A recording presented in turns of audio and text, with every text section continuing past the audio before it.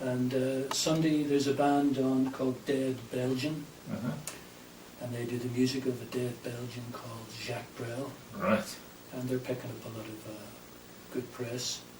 And I've always been fascinated with the writing of Jacques Brel, like many a songwriter. People would know his songs probably by Scott Walker or Dusty Springfield, people like that. Those artists pioneered his work.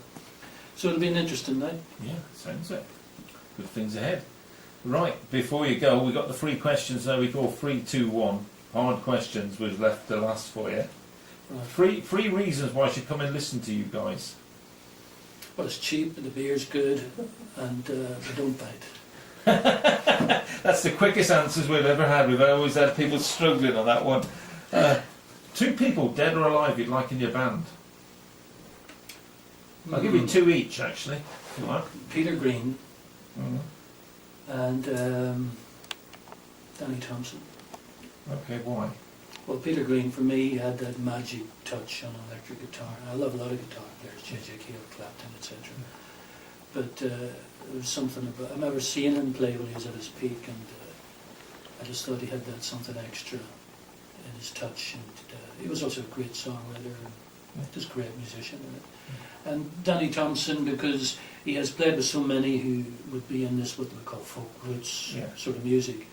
And we know it inside out, and he has a background in jazz. My own bass player, Bill Green, is a great bass player, and has a background in that sort of area too. But I've always liked what Danny Thompson has done with people like John Martin in the early days, and Bert Janssen, Pentangle, and things like that. Yeah. Okay, Helena, 2 for you? 2 for me, okay. A bass player I really like is somebody called Edgar Mayer, and he plays with somebody called Yo-Yo Ma, who's a cellist, and Edgar Mayer plays the acoustic bass. And I first heard them on Radio 3 playing with somebody called Mark O'Connor, doing a wonderful CD called Appalachian Waltz. Right. And that was the first time I'd ever heard cello being used in anything other than the classical sense on Radio 3. Yeah. And Edgar Mayer is just a sensational acoustic bass player, and Yo-Yo Ma's my hero, so I wouldn't mind both of them on each side of me. And final question, 1 artist you can recommend to come up here to do a live acoustic set? Sam Cornwell. Right, okay. Sam Cornwell it is. Well, Sam Cornwell. Cornwell. Just like Helen, I mean, she often gets called Roswell. Yeah. Helena, how? Oh dear. It's okay. But it's Rosewell. Right. Yeah, Sam Cornwell. But Sam Cornwell, he's brilliant. Yeah. He's a good friend of mine, but Sam and I have a long history together, but I'm also a great fan of his writing. Yeah. And he's also a great supporter of the Doris songs. Yeah.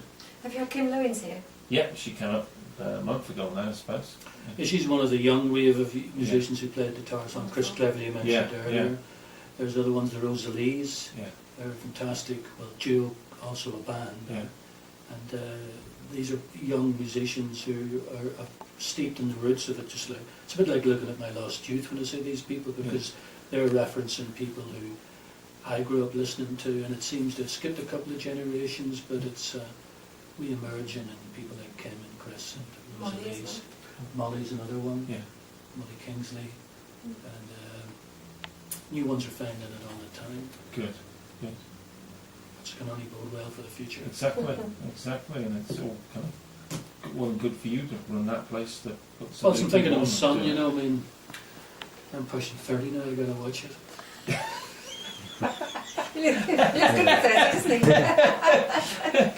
Yeah, well, you should say that. A few summers ago, yeah. That's how it seems.